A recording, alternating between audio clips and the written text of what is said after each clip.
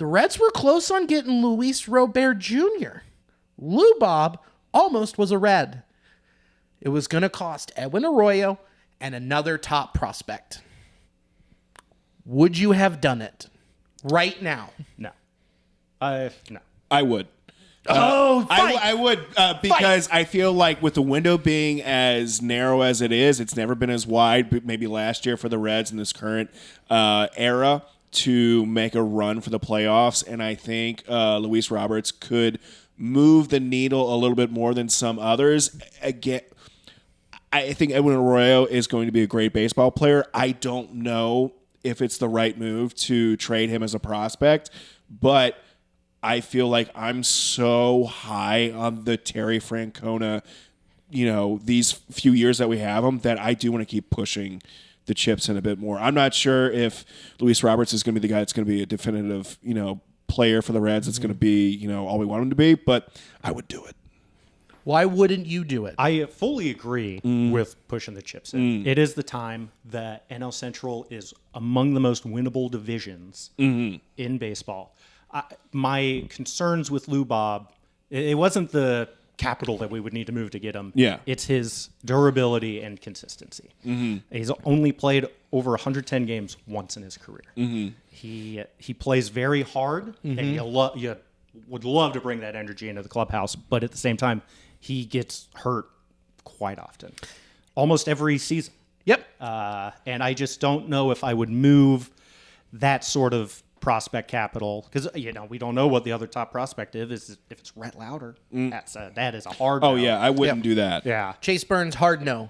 I sure. believe he's probably just untouchable.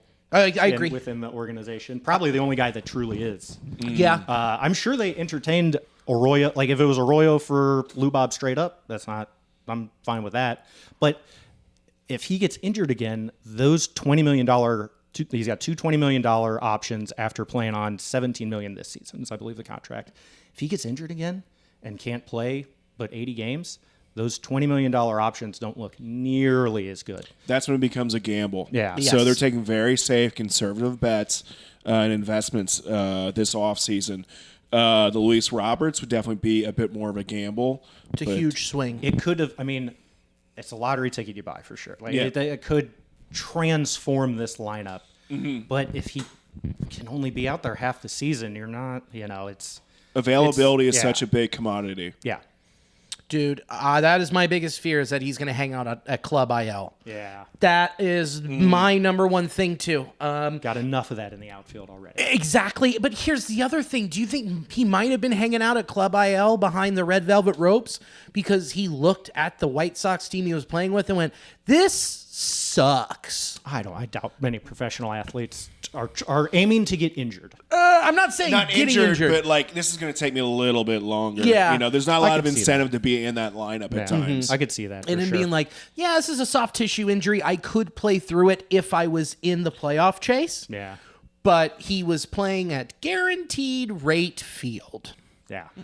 So And with the injuries, it's 2 major hip surgeries now. That's not great. that's not great for a center fielder. No.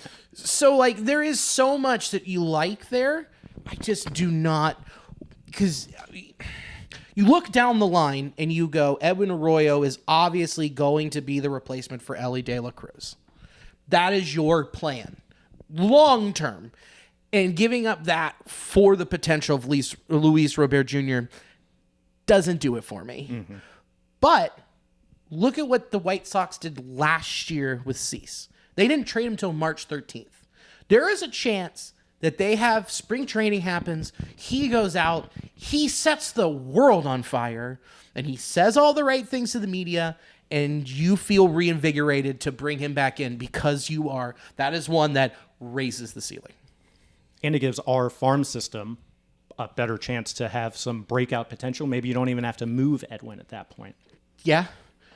Well, I mean, what do you mean? Who would you have to throw in? They want someone that's like... Cam Collier had a great year last year. If he continues making those adjustments, he could absolutely headline a Lou Bob trade. And lose some weight. Yeah. That's coming from me. Yeah. Get it together, brother. Sal Stewart. Same. Yeah. He's in the same boat. I mean, you never know. Maybe Sammy Stafura adds, 10 power grade, and all of a sudden he's a great shortstop prospect, and he's right there. That's true. There's a lot that you can mix into, and considering what's going to happen with the draft this year. So, maybe you do feel better about moving Edwin for him. But in the meantime, right now, I'm with you on the no, but that could change.